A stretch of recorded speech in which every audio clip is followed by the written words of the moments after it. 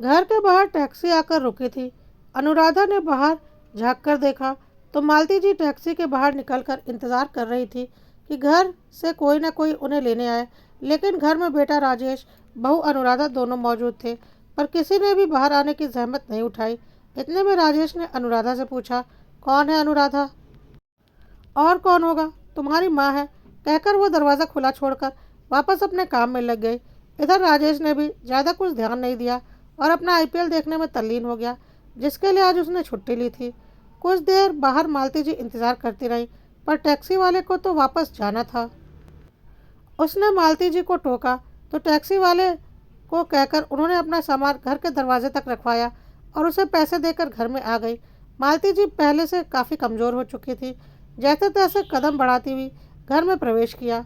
मालती जी ने राजेश और अनुराधा दोनों की तरफ देखा, लेकिन दोनों ने ही उनकी तरफ देखने की जहमत नहीं उठाई। दोनों की ऐसी बेरुखी देखकर उनका दिल रोने का हुआ। जैसे तैसे अपने कमरे की तरफ जाने लगी कि इतने में अनुराधा बोली, अरे उधर कहाँ जा रही हो माँ जी? अब वो आपका कमरा नहीं है, आपका सामान यहाँ स्टोर रूम में रख दिया है। वो एक पल के लिए वहीं खड़ी अनुराधा की तरफ देखती रह गई, पर कुछ बोल ना पाई। बस आंखों में आंसू आ गए। अनुराधा ने धीरे से राजेश के हाथों पर चिकोटी मारी और इशारे से उसे माँ से कहने को कहा। तब राजेश ने माँ की तरफ देखते हुए बड़ी बेफिक्री से कहा, अब आपको बड़े कमरे की क्या ज़रूरत है माँ? पहले तो चलो पापा थे, पर अब तो वो भी नहीं है, और वैसे भी अब आपका पोता पोती होने वाला है, तो बड़े कमरे की ज़रूरत तो हमें पड़ेगी, ना कि आपको। इसलिए आपका सामान स्टोर रूम में शिफ्ट कर दिया है। वैसे भी बड़ा कमरा तो घर के मुखिया का होता है, और अब पापा के जाने के बाद इस घर का मुखिया तो मैं ही हूँ। मुखिया? मालती जी के मुंह से सिर्फ इतना सा ही निकला तो राजेश ने बोला, और नहीं तो क्या, अब मैं घर के खर्चे करूँगा तो मैं ही तो मुखिया हूँ, और अब सबको मेरी बात माननी ही पड़ेगी। मालती जी की आंखों में अभी भी आंसू थे। उन्होंने स्टोर रूम के पास बने छोटे से कमरे की तरफ देखा तो राजेश बोला, वो क्या है न माँ, अनुराधा की डिलीवरी के लिए उसकी बहन आ रही है, उसे परेशानी ना हो इस कारण वो रूम उसके लिए रखा है।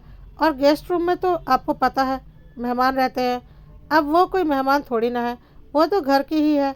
कल को बच्चा होगा, कोई प्रोग्राम करेंगे, कोई मेहमान आए तो उनके लिए वो रूम तो रखना पड़ेगा ना, इसलिए गेस्ट रूम को हाथ भी नहीं लगाया। राजेश की बात सुनकर जैसे मालती जी के पैरों को किसी ने जंजीरों से बांध दिया हो। पैर स्टोर रूम की तरफ बढ़ ही नहीं रहे थे। जैसे तैसे एक कदम आगे बढ़ाया ही था कि राजेश बोला, अरे माँ, अपना सामान भी तो लेते जाओ और दरवाज़ा बंद कर दो, और आपको कुछ खाना पीना हो तो रसोई से ले लेना। मालती जी जैसे तैसे वापस दरवाजे पर आई और अपना सामान को घसीटते हुए रूम की ओर ले आई। रूम में आकर देखा तो एक चारपाई बिछी हुई थी।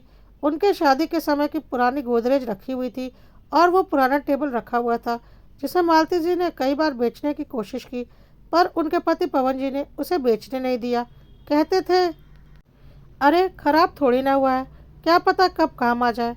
पर यह नहीं पता था कि यह टेबल मालती जी के ही काम आएगा। आंखों में आंसू लिए वो चारपाई पर बैठ गई। अभी 2 महीने पहले तक तो सब ठीक ठाक था। बेटे बहू पिता के डर से सही सेवा तो करते थे, घर हंसी खुशी के माहौल में रहता था। एक दिन पवन जी ने अपने पैतृक गांव जाने की जिद की तो मालती जी ने मना किया, रहने दो, बहू का छठा महीना है, ऐसे में उसे छोड़कर जाना अच्छी बात नहीं। पर राजेश और अनुराधा के समझाने पर वह उनके साथ गांव चली गई। वहां पर जेठ जेठानी, देवर देवरानी, सबका परिवार था। वहां जाने के कुछ दिनों बाद ही उनकी तबीयत बिगड़ गई और कुछ ही घंटे में उन्होंने दम तोड़ दिया। सब कुछ जैसे वहीं रुक गया था।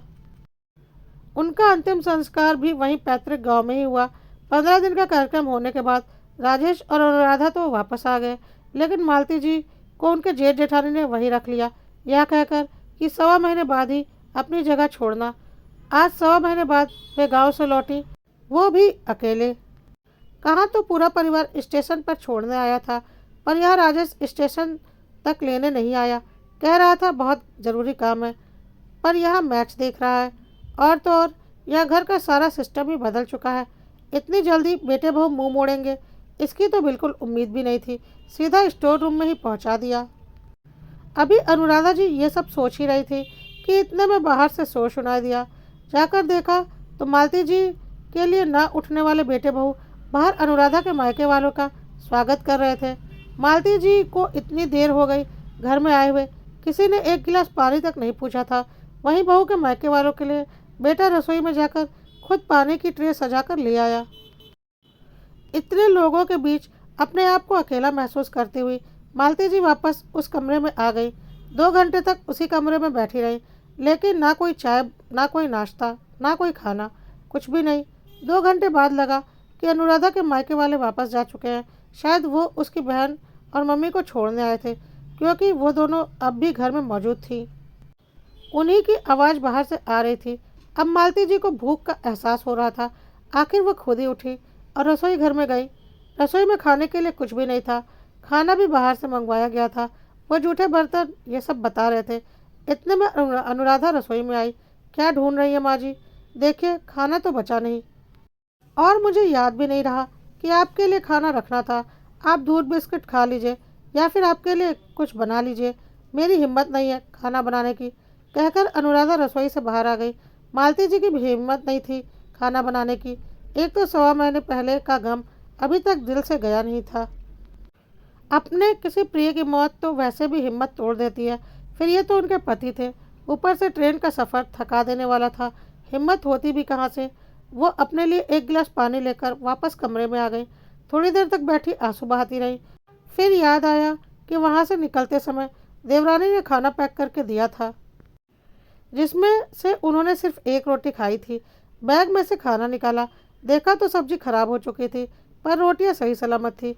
उन बची हुई रोटियों से अपना पेट भर मालती जी चारपाई पर लेट गई। काफ़ी देर तक वो करवटें बदलती रही।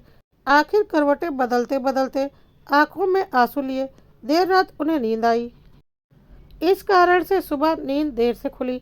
उठकर बाहर आई तो देखा सब हंस बोलकर चाय नाश्ता कर रहे हैं। सबकी प्लेट में गर्मा गर्म पोहे और जलेबी नजर आ रहे थे।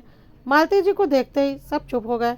इतने में राजेश बोला, माँ आप अपने कमरे में बैठिए, आपका नाश्ता मैं कमरे में ही लेकर आता हूँ।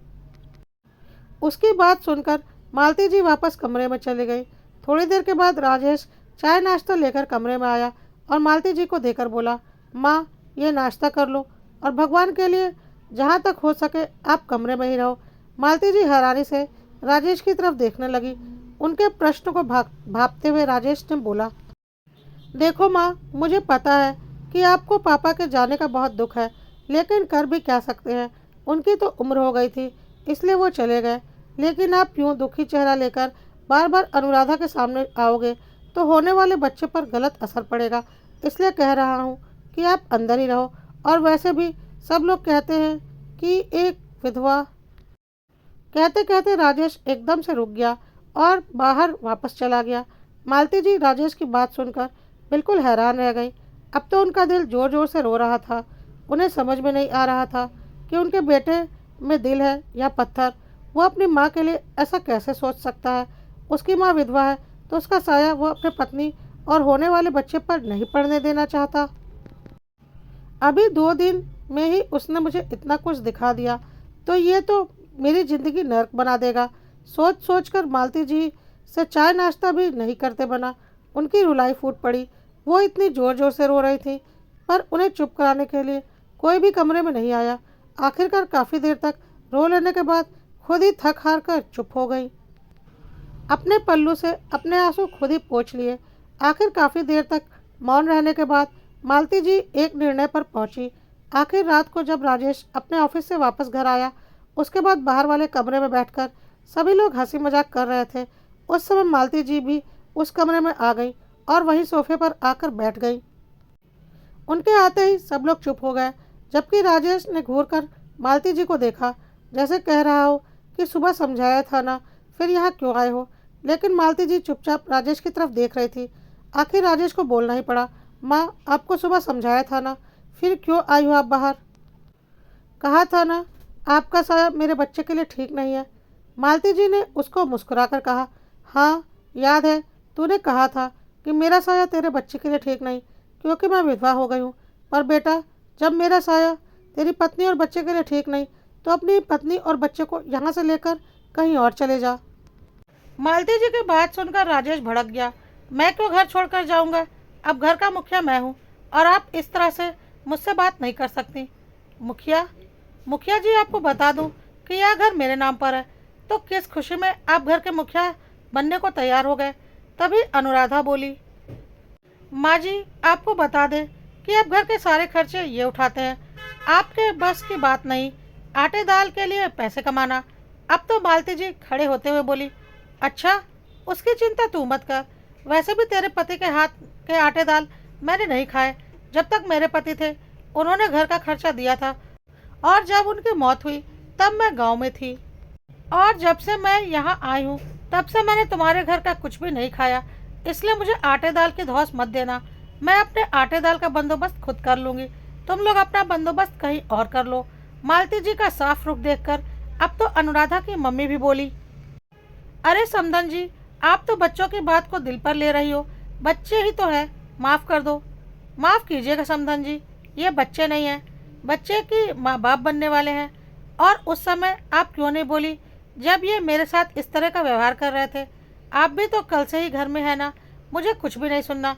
अपने बेटी दामाद से कहिए कि अपना बंदोबस्त कहीं और कर ले, और अब मैं इन्हें अपने घर में नहीं रहने दूंगी। मालती जी ने भी समधन के सामने हाथ जोड़ते हुए कहा। आखिर सबके समझाने के बाद भी मालती जी झुकने को तैयार नहीं थी। काफ़ी देर बाद फिर ये निर्णय निकला कि अनुराधा को उसकी मम्मी मायके ले जाएंगी और वहीं उसकी डिलीवरी करवाएंगी। उस दौरान राजेश यहाँ घर का बंदोबस्त कर लेगा, और अगर बंदोबस्त नहीं कर पाता तो तब तक यहाँ का किराया देना पड़ेगा।